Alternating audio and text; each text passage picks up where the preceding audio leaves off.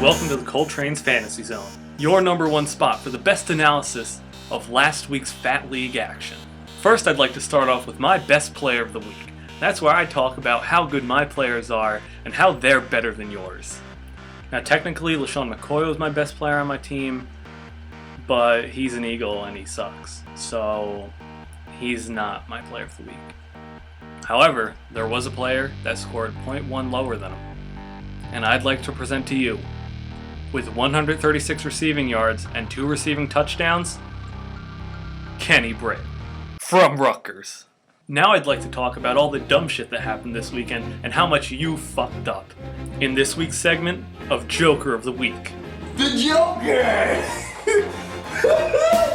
Now our first joke of the week is probably one of the biggest jokes. It's Dan's win. Dan was the lowest scoring team to win this week. His number one pick, Chris Johnson, had under 5 points, and his only saving grace was the cheater Tom Brady. None of his other players even had a touchdown at all, and only one broke double digits. Now if you take Tom Brady away, his whole team together barely outscored his bench. And too bad you didn't start Tolbert, because this is the only good week he's going to have. So that's my first joke of the week. My second joke of the week is Rashard Mendenhall.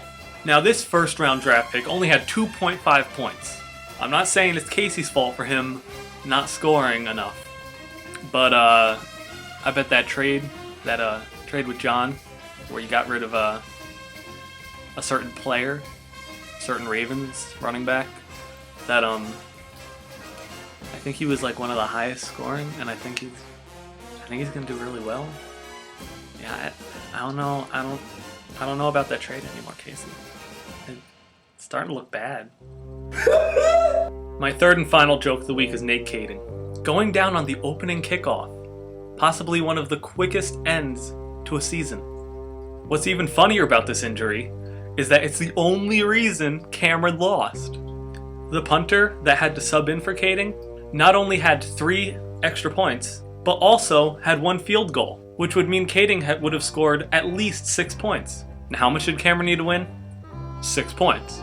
So, if Nate Kading hadn't gone down, Cameron would have beat John. And additionally, the Chargers had to go for a 4th and 20 just because they didn't want to kick a field goal with their punter.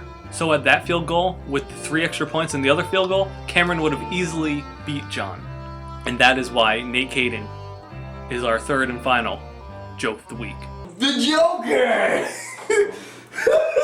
Now, I'll get into the predictions for this week. I take myself over the Milmanators. This wasn't supposed to be how it's supposed to be. Oh, but it is how it's going to be. Have fun with Chad Henne. At least he's not a Kyle Orton. I'm also taking JJ Superburgers over That's Newton. JJ Superburgers was the highest scoring team last week. Now, I commend John for having a pretty strong team while having the drafting problems that he did. While some of his trades may have been questionable, I think he deserves an applause for really improving on his team. And for giving me Aaron Foster if he ever fucking starts. And of course, he's got one of the most explosive and possibly best running backs in the NFL, in Ray Rice. Rutgers. I'll take Crazy Penguins over Philadelphia Bombers. Philadelphia Bombers team is just Vic, and I don't like Vic, and Vic sucks, so that's his whole team. I'm taking the Polymolecules over the Grundle Bundles. Tom Brady won't have the stupid shit game that he did last week. Tolbert won't show up like he did last game. And Chris Johnson just sucks. And lastly, I'm taking Megatron over Randy. I'm not going to bother saying his name. We saw what Cam Newton could do against the Cardinals defense, and I believe that Sexy Rex is going to do the same thing.